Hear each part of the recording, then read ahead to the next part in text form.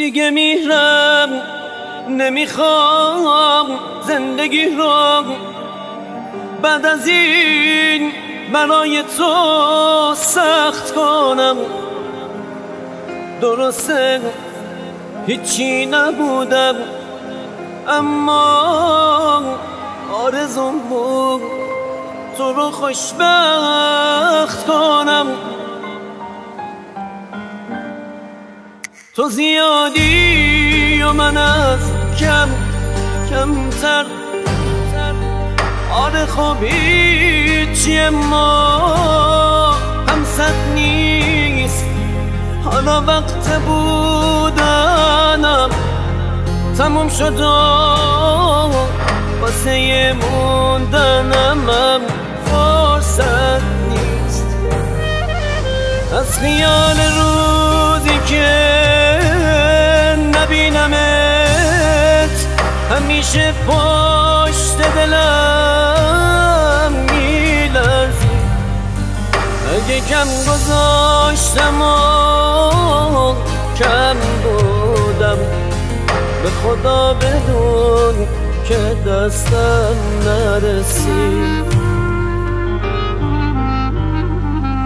عاشقت بودم از دست تو دل پر و لبریز شد از واسه و درد.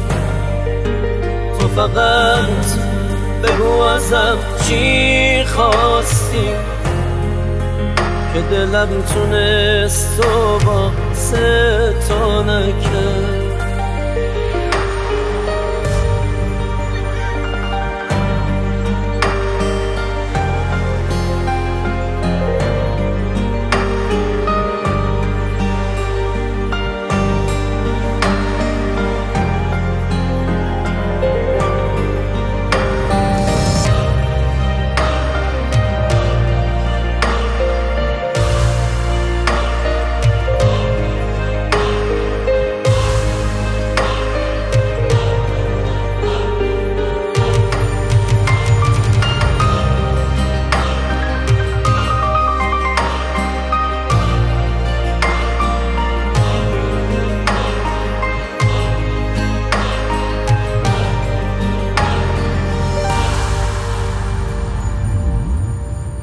حالا چی شد که یهو فهمیدی جام تو این زندگی کم رنگ شده؟